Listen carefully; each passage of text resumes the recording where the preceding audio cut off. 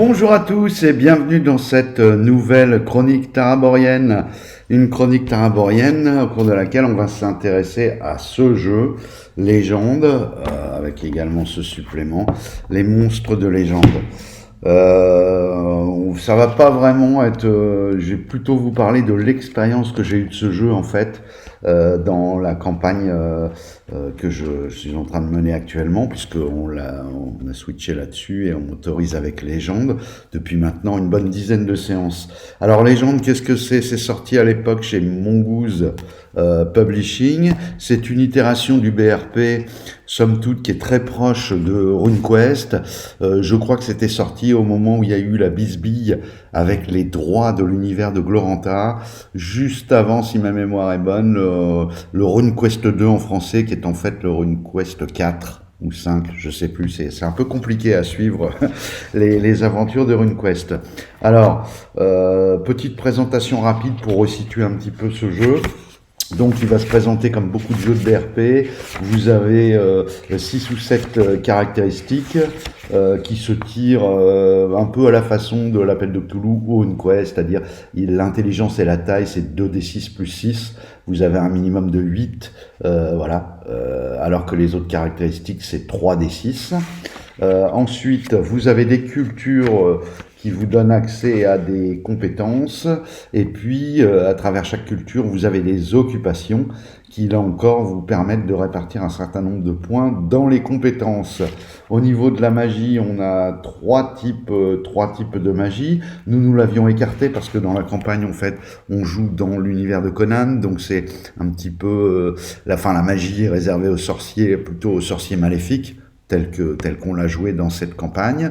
La particularité par rapport à la version Oriflamme de RuneQuest, c'est que le système est implémenté un peu à la façon Mithras, avec un système de manœuvre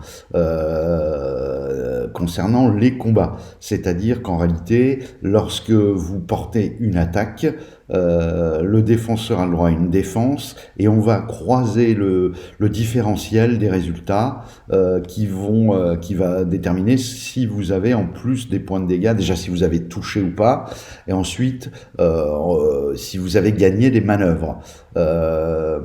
On peut gagner des manœuvres aussi bien lorsqu'on est l'attaquant. Si par exemple je fais une réussite critique sur mon attaque et que le défenseur lui fait une réussite normale sur sa parade avec son bouclier par exemple, eh bien il y a un différentiel de 1 puisqu'il n'a pas fait de critique. Dans ce cas-là, je vais gagner une manœuvre.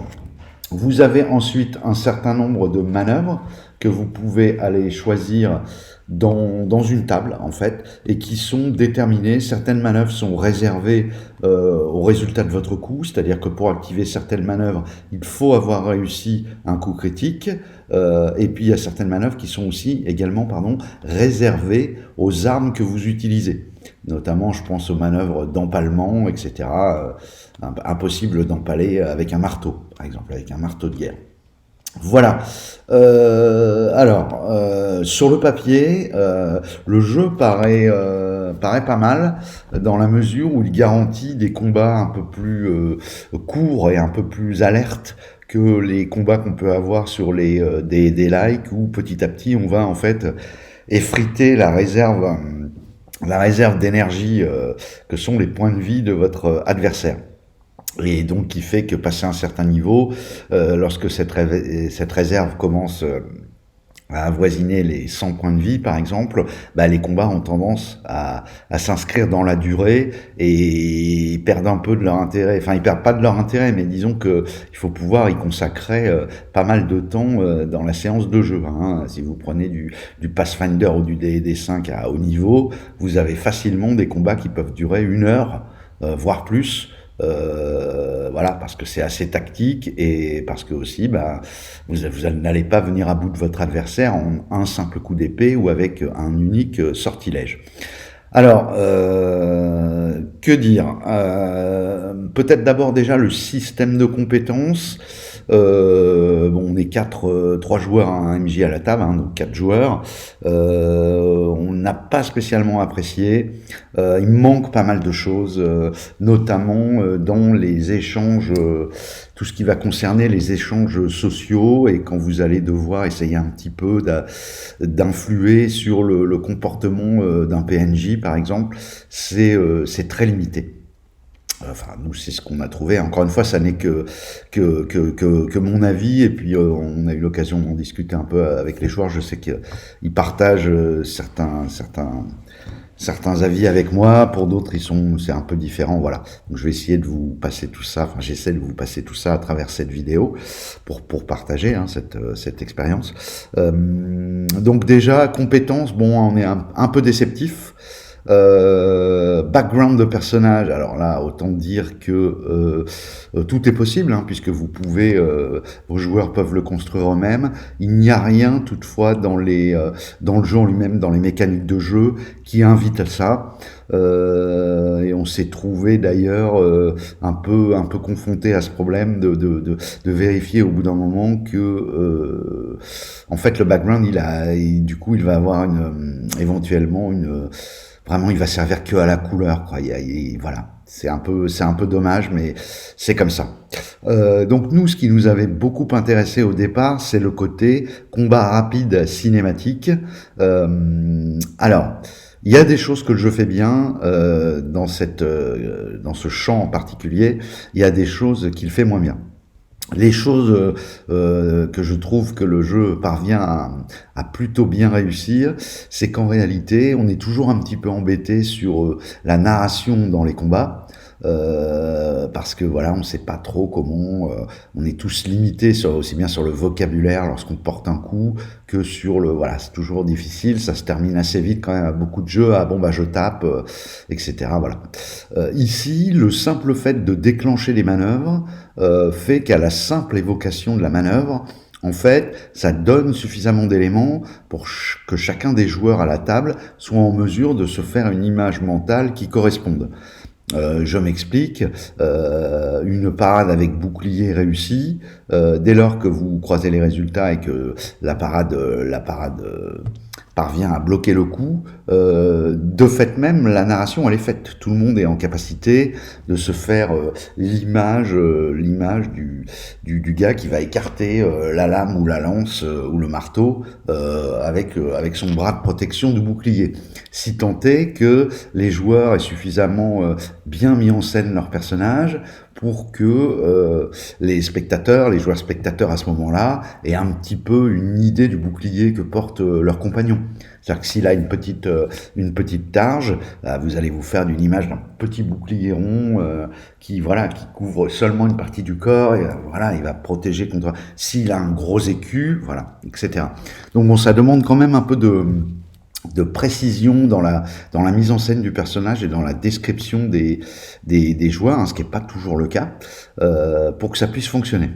Même chose, résultat de manœuvre, vous mettez à terre, parce que c'est une des manœuvres qui fonctionne pas mal d'ailleurs, vous mettez à terre votre opposant, tout le monde est en capacité voilà, ça construit du récit.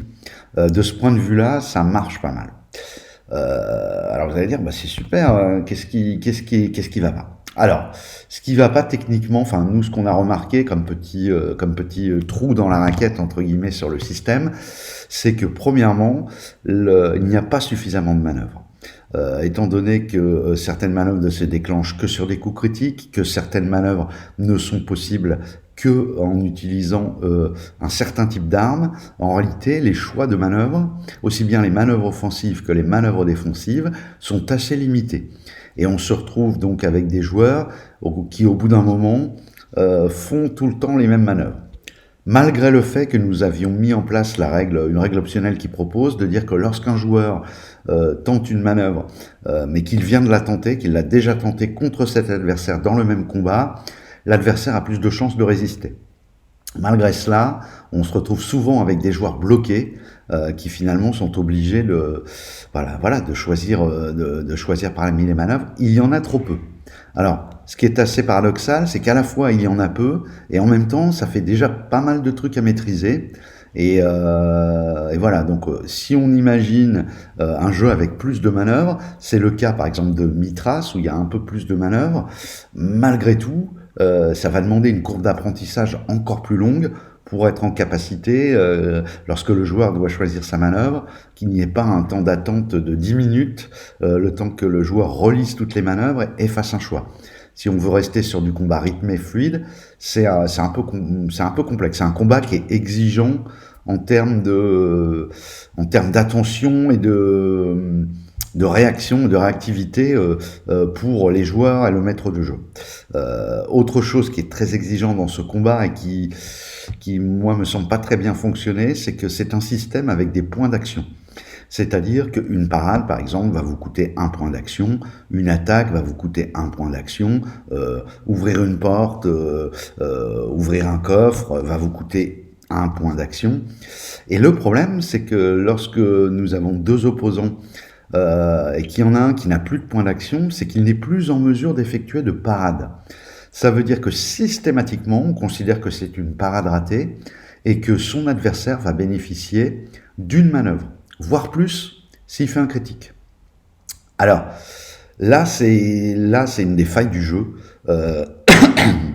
je trouve, c'est qu'en fait, on s'est un certain nombre de fois retrouvé, parce que bien sûr, tous les joueurs, les PNJ, n'ont pas le même nombre de manœuvres. Certains, par leur occupation, par leur race, etc., vont avoir 4 points d'action quand d'autres n'en ont que 3. Voire un quatrième qui peut être dévolu seulement pour une parade. Donc s'ils n'ont pas eu l'opportunité d'utiliser une parade dans leur round, ils n'ont que 3 actions, par exemple.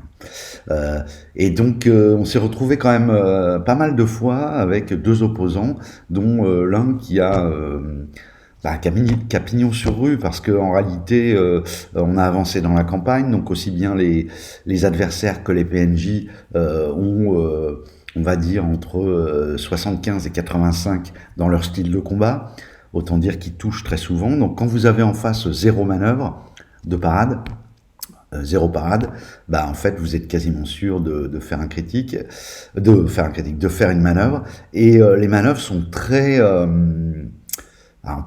ça peut très vite mettre le joueur qui en est victime dans une situation où s'il est tout seul, qu'il n'a pas un allié qui vient lui porter secours, en réalité il a très peu de chance, le combat s'est joué à ce moment-là.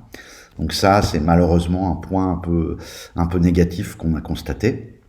Autre point négatif, en réalité, toujours à cause de cette histoire de manœuvre et de différentiel, beaucoup de combats sont très incertains. Difficile à équilibrer, parce qu'en réalité, une simple réussite critique, qui oblige donc le défenseur à une manœuvre de parade critique, pour parer votre coup et qu'il n'y ait pas de différentiel, fait qu'on retombe dans le même cas de figure. Vous combattez un adversaire, il a la chance de faire un critique, même s'il est beaucoup plus faible que vous, voilà, il peut vous tuer très très très rapidement. Donc voilà, donc en fait, ajouter à cela le côté un peu